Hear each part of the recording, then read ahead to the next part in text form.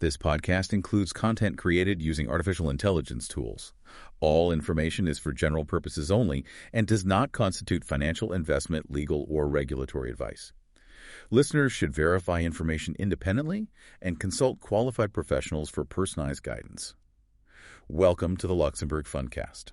Before we continue, we'd like to mention that the Luxembourg Fundcast is created and produced by Bertrand Mariot, a practicing regulatory lawyer admitted to the Luxembourg and Paris bars. The mission of this podcast is to bring clear, free, and reliable information sourced from official references that are carefully curated and continually updated and refined through high-standard, evolving prompt and context engineering on Luxembourg's financial regulation and investment funds to professionals and anyone interested in the Luxembourg Financial Center. Welcome. It's October 11th, 2025, and, well, one of the hottest topics right now, certainly in the European fund space, is cross-border mobility. The EU set the stage, and Luxembourg's response. It's been quite interesting, hasn't it? A sort of two-pronged approach. It really has. It's a complex area. Absolutely. So today, we want to cut straight to the chase, really. We're looking specifically at the path set out for the Société en Commandite Spéciale, the SCSP, the real engine room for alternative funds here. Because a lot of the talk seems to focus on the standard corporate types, the SAs and SARLS. But, well, the strategic edge, the agility that often lies with the partnerships, doesn't it? That's exactly where we need to focus. Our goal today really is to get practical, to move past the sort of high-level policy chat and give you a clear, nuanced roadmap. Okay. We'll be digging into the strategy behind the legislation, the actual procedural changes, and, crucially, what kind of preparation an SCSP needs to actually pull off a smooth, quick cross-border move. It's where the law meets, well, the commercial reality. Excellent. So for this deep dive, we're going to cover three main things. First up, what we're calling the strategic bifurcation. It's deliberate choice by the lawmakers here to, well, shield the SCSP from the really rigid new rules. Yes. And second, we'll really spell out why the limited partnership agreement, the LPA, is now. Well, it's effectively the internal rulebook for mobility. It takes the place of a lot of heavy statutory stuff. Right. The contract becomes king. And finally, we'll touch on this emerging theme, flexibility with scrutiny. So the SCSP keeps its agility, which is key, but there's definitely more focus on data, on compliance, on anti-abuse checks. It signals a need for maybe more foresight. A new layer of diligence, definitely. Okay, let's start at the beginning then, the genesis of all this. The big driver was the EU Mobility Directive, wasn't it? Aiming for harmony across the EU for conversions, mergers, divisions. That's the one. EU Directive 21-21-21 specifically. And Luxembourg brought this into local law through the law of 17 February 2025. February 2025, okay. And that law officially kicked in March 2nd, 2025. It applies to any operations where the draft terms were published on or after April 1st of that year. So fairly recent in practice. And this is where Luxembourg set up those two tracks we mentioned. The strategic bifurcation. Exactly. You've got the special regime. Think of this as the high formality, very structured, procedurally heavy route. Okay. This one applies to your traditional corporate forms, the Société Anonyme, SA, the Société à Responsabilité Limitée, SARL, and also the Société en Commandite SCA, the partnership limited by shares. Got it. The usual suspects. Right. And then crucially, there's the general regime. This is the path kept open, preserved, really, for partnerships, and most importantly for our discussion, the SCSP. So why? What was the thinking behind specifically carving out the SCSP, keeping it away from all that special regime complexity? Well, you could almost call it strategic self-preservation by the legislator. The SCSP's biggest draw, its unique selling point, is that deep contractual freedom. It doesn't even have a separate legal personality like a company does.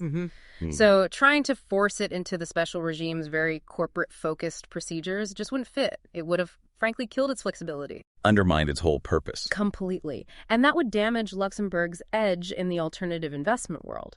So excluding it was really vital to protect a key part of the financial center's offering. That makes sense. And to really appreciate that flexibility, maybe we should quickly outline what the SCSP avoids by staying out of that special regime. What are those main burdens? Oh, they're quite significant. Under the special regime, companies have to prepare a lot of paperwork. Really detailed reports for shareholders, reports for employees, explaining all the legal implications, the economic ones, what it means for jobs. That sounds like a major undertaking in itself. It is a heavy procedural lift, and that's before you even get to the stakeholder rights bit. Ah, yes, the protections. That's where the real commercial friction might come in, I imagine. Absolutely. That's where the risks often lie.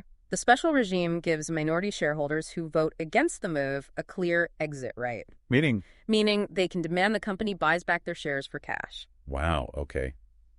Cash exit. That could be tricky. Very. And on top of that, creditors get a specific right too. If they think the transformation puts their claims at risk, they can go to court and ask for extra safeguards, extra security. That cash exit right, it really does sound like a potential, financial poison pill. The risk of disputes, litigation, sudden cash demands. Yeah. The SCSP just sidesteps all that. It completely bypasses that specific risk, and that's a massive competitive advantage. Avoiding those mandatory cash exit rights and the potential for long, costly court fights and delays means the fund manager, the GP, stays much more in control of the timeline and the cost, assuming, of course, they manage their LP relationships well. Right, which we'll come back to. We should also mention, though, the special regime has that formal anti-abuse check built in, doesn't it? Yeah. The notary has to refuse to certify if it looks dodgy. Yes, that's a mandatory step for the corporate entities under the special regime. The notary has an explicit duty to block suspected artificial setups aimed at fraud or abuse. Now, a similar integrity check exists under the general regime too, but it's embedded differently, less formally prescribed, perhaps. The general regime is just leaner overall, legislatively speaking. Okay, so the SCSP avoids the heavy corporate procedures, the mandatory cash-out rights, the formal hoops. How does its path under the general regime actually work then? It sounds like the law takes a much lighter touch. It's a very different philosophy, much more reliant on the contract. The SCSP's path is laid out in the amended 1915 Law on Commercial Companies, specifically Title 10, Chapter 6, Section 1. And the core principle. That's in Article 96 and 11. It basically says an SCSP can transform into a foreign law entity without being dissolved. Continuity is key. How important is that? The no dissolution part, especially for, say, fund administrators dealing with huge, complex portfolios. Oh, it's absolutely fundamental. Imagine having to legally dissolve the fund and then reconstitute it elsewhere. That would create a massive break in legal continuity. It would disrupt everything, the contracts, the assets, the liabilities. This non-dissolution clause guarantees a seamless legal life, provided, of course, the destination country allows that kind of conversion in. Makes sense. Okay, then Article 1061-2, what does that cover? That sets up the checks and balances at the border, essentially. It's what we call dual legality control. Dual control. Yeah.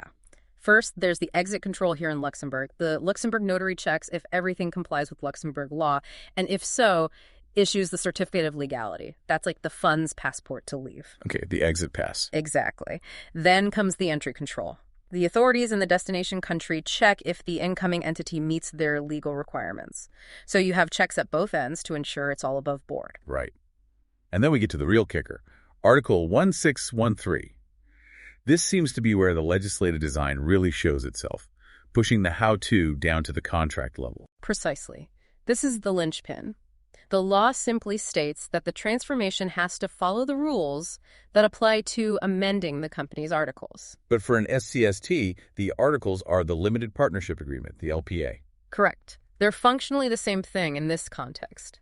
So the statute effectively says, okay, how you actually do this internally, that's governed entirely by what you agreed in your LPA. The whole internal procedure gets delegated to the contract negotiated between the general partners and the limited partners, often years earlier. Wow, so that really elevates the LPA. It's not just some standard legal doc anymore. It's the strategic blueprint for any future mobility. Absolutely. It dictates the whole process. So let's walk through those steps then. The actual how-to for an SCSP wanting to transform, bearing in mind the LPA controls the speed limits. What are the key stages? It boils down to internal governance, really. First, the GP, the general partner, or the manager needs to put together a formal project of transformation. This document outlines the why, the what, the new legal form, the timeline, consequences, etc. Okay, step 1. Yeah. The plan. Step 2, and this is usually the critical juncture, the partners have to approve that plan. And they must do it following the exact voting thresholds and quorum requirements laid out in the LPA's amendment clause. This is the real control point. The bottleneck, potentially. It can be. Step 3. Once approved, that resolution needs to be formally recorded in a notarial deed here in Luxembourg. Got it. Needs the official stamp. Step 4. The Luxembourg notary then does their checks verifying compliance with Luxembourg law, including that anti-abuse aspect we mentioned, and issues the certificate of legality, the passport. Right. And finally, step 5. The transformation legally takes effect once it's successfully registered in the commercial register or equivalent of the destination country. That second step, the partner approval based on the LPA. It really highlights that negotiating the amendment clause in the LPA isn't just ticking a box during fund setup, is it?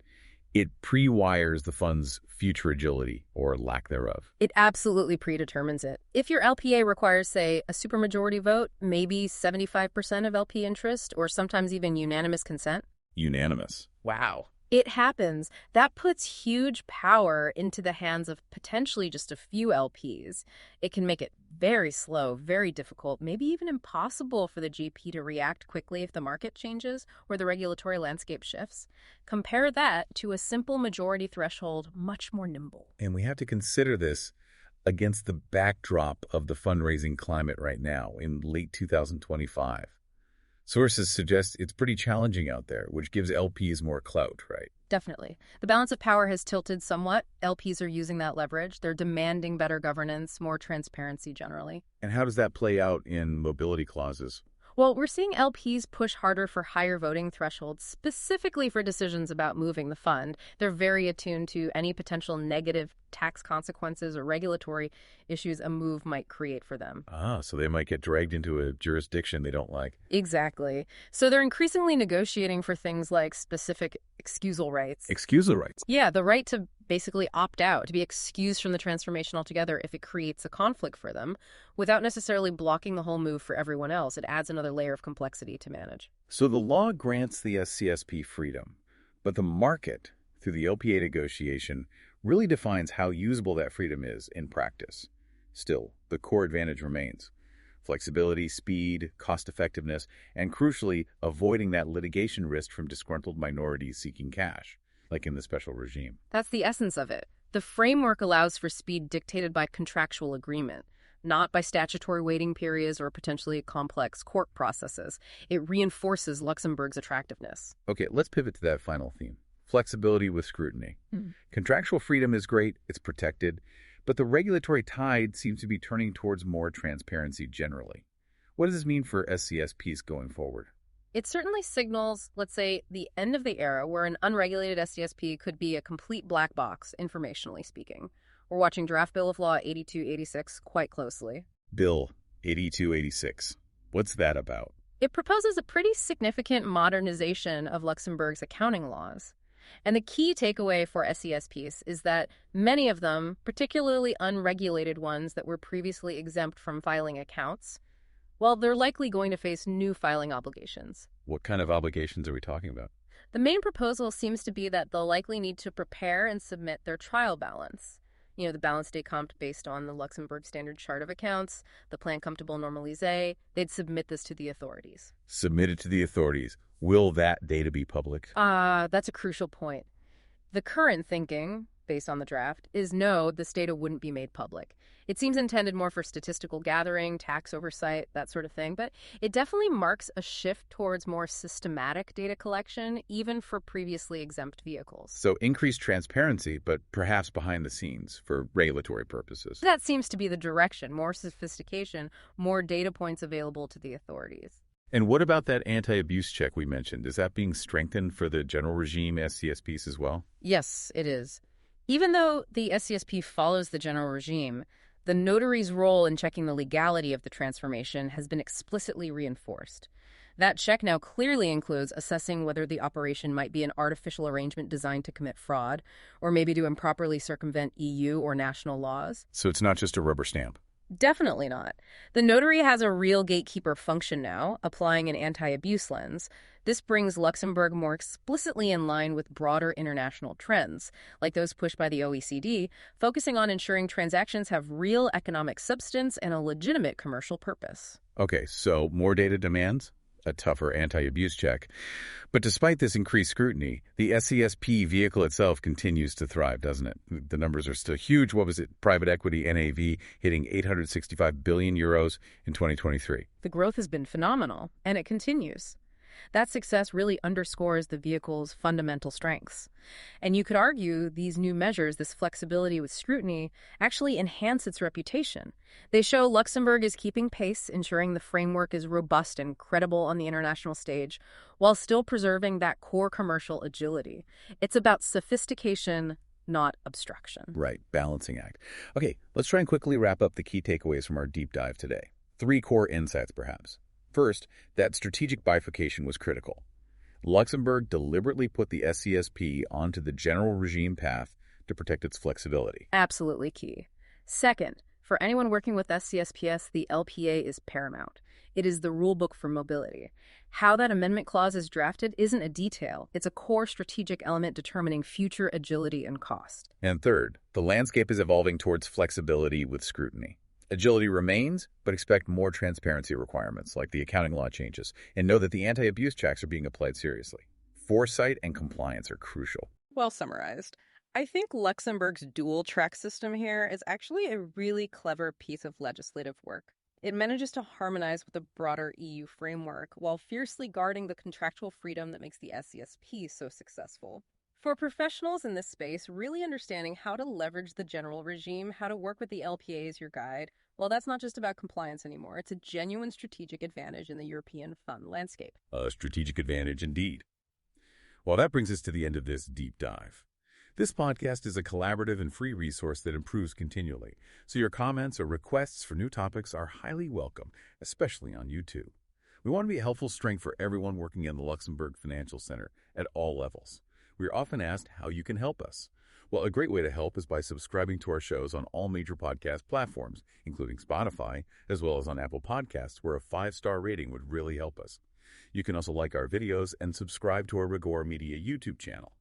All relevant links will be available in the show notes. For our French-speaking listeners, you can also find our sister podcast in French. It was the Luxembourg Fundcast for you today. This podcast includes content created using artificial intelligence tools. All information is for general purposes only and does not constitute financial, investment, legal, or regulatory advice. Listeners should verify information independently and consult qualified professionals for personalized guidance.